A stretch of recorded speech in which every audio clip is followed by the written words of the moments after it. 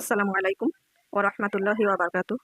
দোয়া চাই ছোট্ট রান্নাঘর পক্ষ থেকে বলছি। কেমন আছেন আমার আদরের কলিজার টুকরা আপুরা? সবাই ভালো থাকুন। রমজান মুবারক শুভেচ্ছা জানাচ্ছি সবাইকে এবং সুস্থ থাকুন। আল্লাহ সবাইকে ৩০টা রোজা ও তারাবি নামাজ সহ যেন সবাইকে পড়ার এবং রোজা রাখার তৌফিক দান করেন। আমি এই দোয়া করছি এবং পরিবার সবাইকে নিয়ে ভালো থাকুন। তো আপুরা, আজকে আমি আপনাদের সামনে হাজির হয়েছি গরুর গোশত নিয়ে। আমি আজকে গরুর গোশতের চপ বানাবো।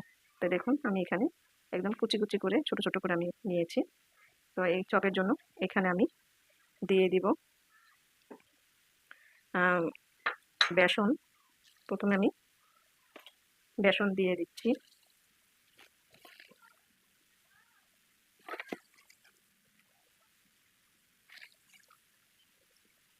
বেসন দিয়ে দিলাম।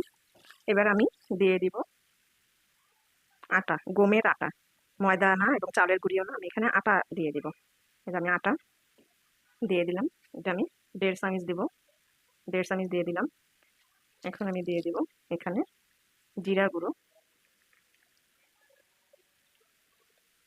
জিরা গুঁড়ো দিয়ে দিলাম। এবং আমি গরম মশলা গুঁড়ো দিয়ে দিব, যেটা গোছের মধ্যে আমরা খাই সেই গরম মশলা গুঁড়ো দিয়ে দিলাম। দিয়ে দিব হলুদ গুঁড়ো এবং শুকনো মরিচ গুঁড়ো দিয়ে দিলাম।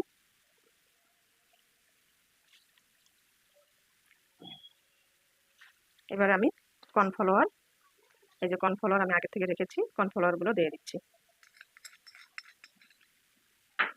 এবার আমি পরিমাণ মতো লবণ দিয়ে দিব।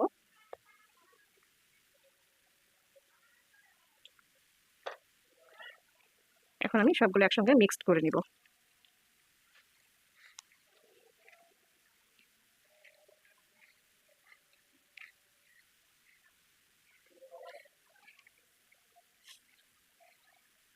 এখন আমি এখানে কাঁচামরিচ কুচি কুচি করে কেটে রেখেছি দিয়ে দিচ্ছি। দিয়ে দেব পেঁয়াজ কাটানো,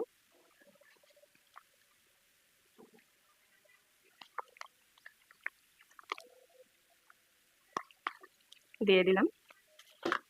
এবার আমি ভালো করে মিক্সড করে নিয়ে নিব। দেখুন, আমি গোছের চপগুলো আমি সুন্দর করে আমি মাখিয়ে মিক্সড করে রেখেছি। এবার আমি 10 মিনিটের জন্য ঢেকে রেখে দিব।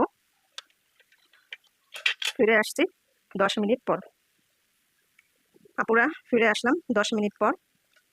এবারে আমি গরুর গোশের চপগুলো বানিয়ে নিব এইভাবে।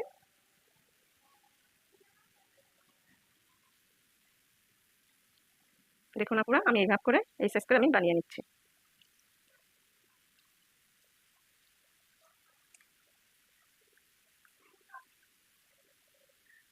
দেখুন, এইভাবে সবগুলো আমি বানিয়ে নিব। আপুরা দেখুন, গরুর গোশের আমি প্রত্যেকটা বল চপ বানিয়ে ফেললাম। তো আপুরা চলুন এখন তেলে চপগুলো, সব বল চপগুলো ভাজানো যাক। আপুরা এখন আমি গরুর গোশের চপ বলগুলো আমি এখন দিয়ে দিচ্ছি। বিসমিল্লাহির রহমানির রহিম।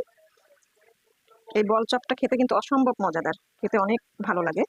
আর বিশেষ করে ইফতারির সময় তো সবাই পছন্দ করবে, ছোট বড় বয়স্ক সবাই পছন্দ করবে। তো আপুরা এইভাবে আপনারাও বানিয়ে খাবেন ইফতারির সময়, ভালোই লাগবে। ভিডিওটি টেনে দেখবেন না, শুরু থেকে শেষ পর্যন্ত দেখতে থাকুন। একটা জিনিস শুরু থেকে শেষ পর্যন্ত না দেখলে এটা শেখানো যায় না। বা আপনারাও দেখবেন এবং অন্যদেরকেও শেয়ার করে দিবেন। আমি সবগুলো একসঙ্গে দিয়ে দিলাম।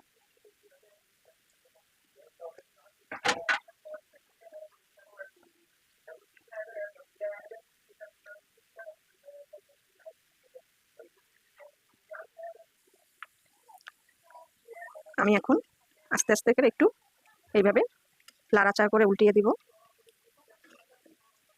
এবং আমি কিন্তু চুলার আঁচটা একদম ছোলো, মানে বেশি একটা ছোলো না, যাতে তাপটা লাগে, বুঝতেই পারছেন চুলার তেলের বলকটা দেখে। এইভাবেই দিতে হবে, বেশি জোরেও দেওয়া যাবে না, তাহলে খুলে খুলে যাবে।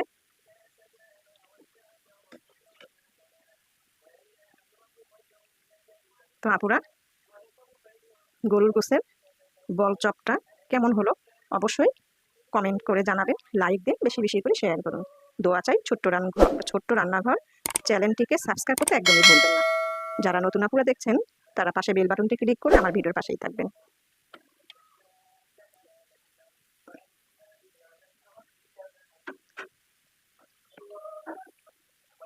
আপুরা, গোসের বল চপ হয়ে গেছে, আমি এখন উঠিয়ে নিব। এই দেখুন, খুব সুন্দর হয়েছে।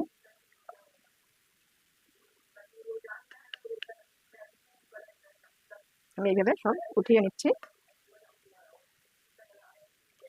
আপুরা, নামিয়ে নিয়ে আসলাম গরুর বল চপ। অবশ্যই আপনারাও বাসায় ট্রাই করে একদিন হলো বানিয়ে খেয়ে দেখুন। আলহামদুলিল্লাহ, ভালোই লাগবে খেতে। তো রমজান মুবারক শুভেচ্ছা নিয়ে রেখে দিব। সবাই ভালো থাকুন ও সুস্থ থাকুন। আসসালামু আলাইকুম ওয়া রাহমাতুল্লাহি ওয়া বারাকাতুহু।